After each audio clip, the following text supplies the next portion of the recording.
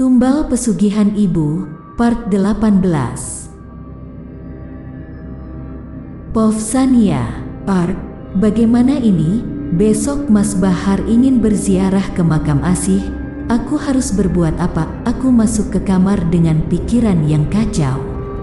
Apa yang harus aku lakukan? Gumamku. Perutku mulai terasa sakit. Sepertinya bayi yang kukandung memang sangat aktif sekali. Seringkali aku merasakan letih.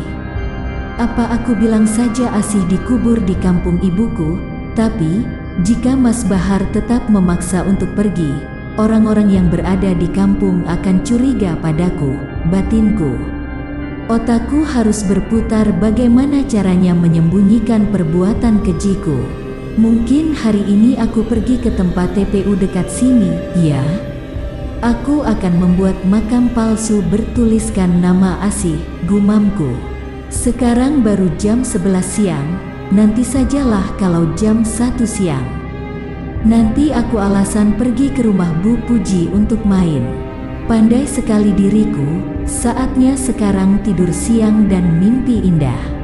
Tepat pukul 13, Mas, aku ingin pergi sebentar ya. Kamu jaga anak-anak di rumah, ucapku dengan menenteng tas kecil. Mau kemana siang-siang seperti ini? Tanyanya. Sepertinya ia akan melarangku untuk pergi. Aku mau ke rumah Bu Puji, Mas. Pengen main aja, bosen juga di rumah, timpalku. Aku harap ia mengizinkan. Oh, ya sudah, jangan lama-lama, ucapnya. Aku hanya mengangguk lalu pergi. Aku harus pergi kemana dulu? Ke TPU atau membeli batu nisan? Gumamku dengan menahan teriknya panas. Pergi beli batu nisan dulu kali ya.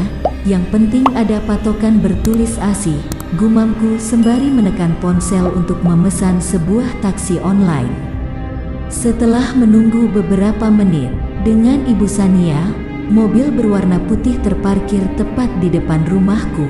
Iya, tanpa basa-basi aku masuk dan memberitahu pada si sopir aku akan pergi ke sebuah tempat. Ada yang meninggal, Bu? Tanyanya sembari mengemudi taksi ini. Iya Pak, jawabku pelan. Siapa Bu? Saudaranya, tanyanya kembali. Sopir ini terlalu ingin tahu. Hehe, Pak mending fokus nyetir aja deh. Saya juga capek, timpalku sedikit jengkel. Iya Bu, maaf. Ini sudah sampai Bu, ucapnya.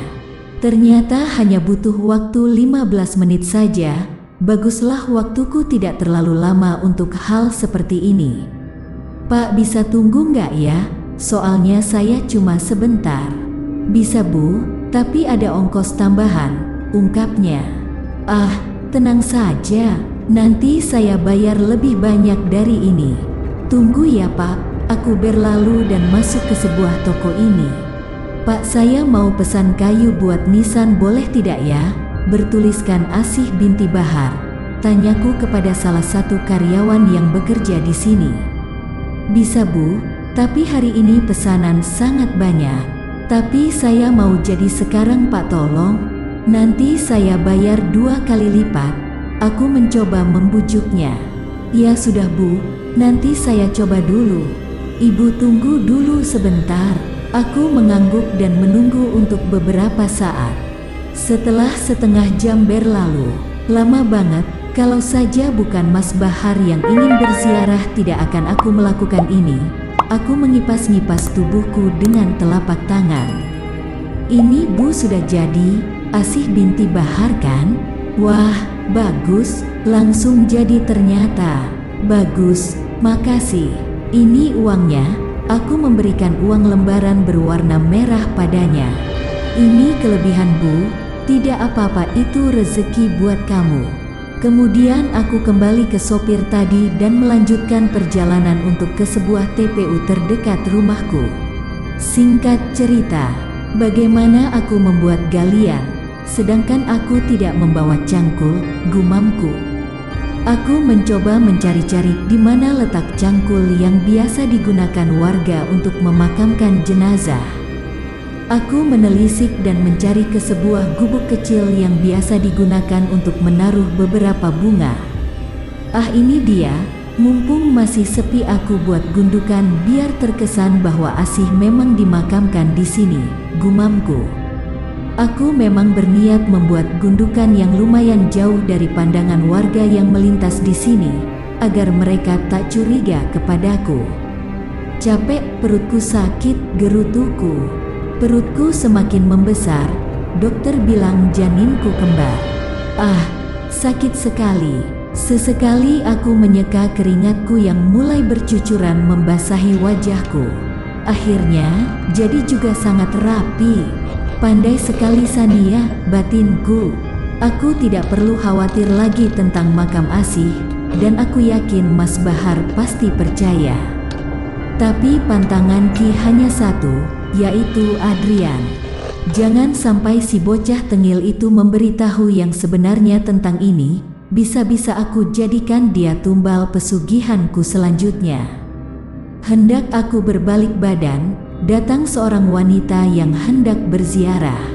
Aku segera menundukkan kepala, aku takut dia mengetahuiku. Dia siapa? Gumamku. Ah, sepertinya dia bukan warga sini. Segera aku meninggalkan tempat ini sebelum warga yang mengenalku mengetahui hal ini. Sesampai di rumah, "Kamu lama banget Sania, ternyata Mas Bahar sudah menungguku di depan pintu." "Iya Mas, hehe, keenakan ngobrol," timpalku. "Kenapa tanganmu kotor?" Matanya terfokus pada tanganku yang kotor karena tanah kuburan tadi. "Ah sial, aku lupa membersihkannya tadi." "Anu itu Mas, Bu Puji lagi bikin taman baru.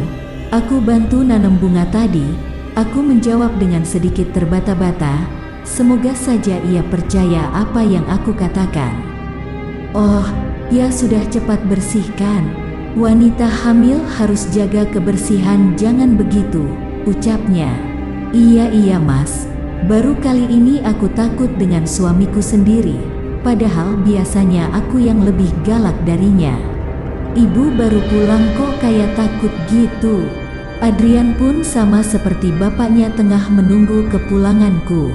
"Nggak usah banyak tanya, minggir ibu mau bersih-bersih." Aku memalingkan pandanganku ke Adrian. Setelah semuanya bersih, kulihat Adrian tengah duduk dengan membaca buku. "Adrian, ibu mau bicara." Aku duduk tepat di depannya. "Bicara apa Bu?" tanyanya polos. "Kamu jangan sekali-kali bicara tentang kematian Asih kepada siapapun, terutama ke Bapak." Aku mengancamnya agar ia takut kepadaku. "Tapi Bu, Asih sudah tidak ada di halaman belakang. Ibu sudah pindahkan dia ke tempat yang amat jauh." Alisnya menyerit saat mendengar ucapanku. "Maksud ibu, Asih di mana?" tanyanya dengan penuh dengan penasaran. "Kamu nggak perlu tahu. Ini urusan ibu dan Asih adalah anak ibu, jadi ini hak ibu, dan kamu tidak perlu tahu tentang ini. Intinya, jangan sampai hal ini terbongkar karena mulutmu Adrian," bisikku. Ia menatapku dengan sorot mata yang tajam. Aku yakin sekali ia memikirkan aku adalah ibu yang kejam. "Kalau Bapak tahu bagaimana?" tanyanya.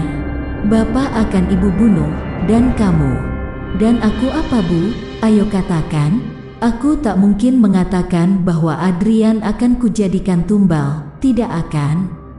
"Tidak jadi, kamu akan jadi anak ibu satu-satunya," jawabku singkat lalu meninggalkan yang tengah duduk tadi.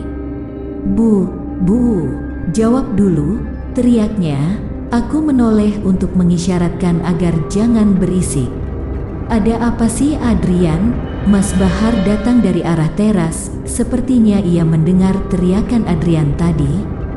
"Adrian, tuh pengin dimanja bapaknya kali." "Iya kan Adrian?" ucapku dengan menatap sinis kepada si bocah ini. Iya Pak, mari duduk Pak," timpalnya. "Oh ya Mas, besok kita jadi ziarah ya, tapi kayaknya harus beli bunga dulu," ucapku pada Mas Bahar. "Ya beli dulu, Besok aja sekalian, ini sudah tanggung mau sore takutnya udah pada tutup. Aku hanya mengangguk tanda mengerti. Akhirnya berjalan dengan mulus. Kita tunggu besok bagaimana tanggapan dari Mas Bahar. Aku berharap dia tidak terlalu penasaran dengan makam palsu yang ku buat tadi, dan semoga dia terlalu memperhatikan makam dari Asih. Makin menarik dan penasaran dengan cerita selanjutnya kan? Terus pantengin channel Asal Gawe. Jangan lupa like, komen, subscribe, dan bagikan, serta tonton video lainnya. Salam sehat dan sukses untuk semua.